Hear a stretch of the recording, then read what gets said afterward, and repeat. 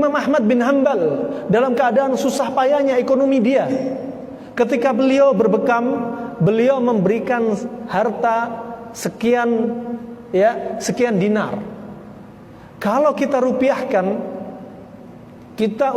di zaman kita, upah yang diberikan kepada Imam Ahmad kepada pembekam kalau dirupiahkan sekitar 1 juta atau lebih.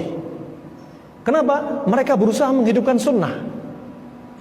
Bukan berarti seperti sebagian orang mengharamkan upah bekam. Upah bekam diharamkan. Gak ada dalil yang mengharamkan. Gak ada dalil yang mengharamkan.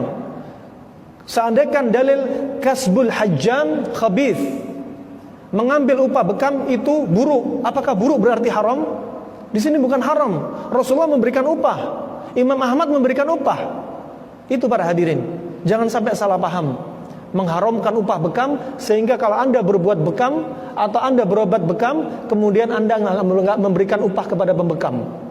Justru ini tidak memuliakan sunnah. Tidak memuliakan sunnah, karena sebagian orang mengharamkan upah bekam. Naam, rahimani wa rahimakumullah. Di zaman dahulu ketika kita tanyakan kepada sebagian masyayikh,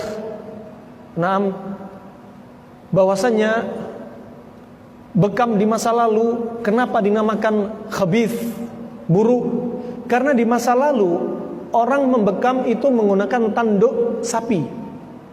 Setelah diisap dengan tanduk, kemudian ujung tanduk yang sudah dilubangi ini ditutup dengan sesuatu untuk menutup sehingga hawanya menyedot kulit. Kemudian beberapa menit kemudian dilepas, disayat. Masa lalu disayat dengan pisau atau pedang. Setelah disayat diisap lagi. Ketika itulah darah keluar. Ketika diisap darah keluar, terkadang darah penyakit itu masuk kepada mulutnya pembekam. Sehingga apa? Termasuk pekerjaan yang jorok pada waktu itu. Pekerjaan yang buruk. Kenapa? Sampai pembekamnya masuk menelan darah penyakit dalam tenggorokannya. Sehingga dikatakan pula ketika hadits Rasulullah, aftaral hajim wal mahjum, batallah puasa orang yang dibekam dan pembekam. Kenapa? Dikatakan oleh para ulama, karena bekam pada waktu itu memungkinkan darah ketelan. Kedua, karena sayatan yang sangat besar dari pedang atau pisau membuat darah keluar banyak sehingga banyak orang pingsan, lemes, sehingga membatalkan puasanya. Akan tetapi hadis ini mansukh dengan hadis yang lainnya, yaitu bahwasanya Rasulullah ihtajama Nabi sallallahu alaihi wasallam wa huwa shaim. Nabi sallallahu alaihi wasallam minta bekam sedang dia dalam keadaan puasa. Berarti bekam tidak membatalkan puasa. Rahimah dan rahimakumullah, ini seputar bekam. Adapun zaman sekarang, kalau seandainya kasbul hajam khabith dengan alasan bahwasanya bermain-main dengan darah, maka dokter spesialis obsgin lebih buruk daripada pembekam. Karena dia melihat darah dari kemaluan wanita, darah nifas.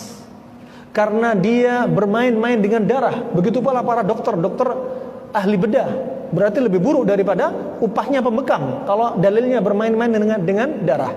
Adapun di masa sekarang, sudah ada alat-alat bekam yang sudah modern tanpa kita kontaminasi antara mulut kita dengan darah pembekam. Rahimani wa rahimakumullah, ini yang perlu diluruskan.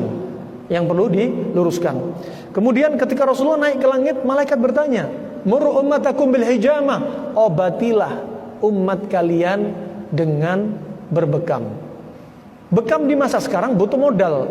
Alatnya beli, kemudian antiseptiknya beli, kemudian butuh kasa, kemudian butuh gloves, handscoon, kemudian butuh untuk alat mensterilkan alatnya, kemudian butuh untuk membuang sampah, membuang alat-alat medisnya untuk distorkan ke puskesmas untuk dibakar, dihancurkan. Semua itu butuh modal. Kalau kita nggak bayar pembekam, berarti kita zalim. Mereka mengeluarkan uang, tapi Anda tidak memberikan haknya untuk mereka. Maka haramnya upah pembekam itu adalah fatwa yang perlu dilihat. Yang perlu diluruskan.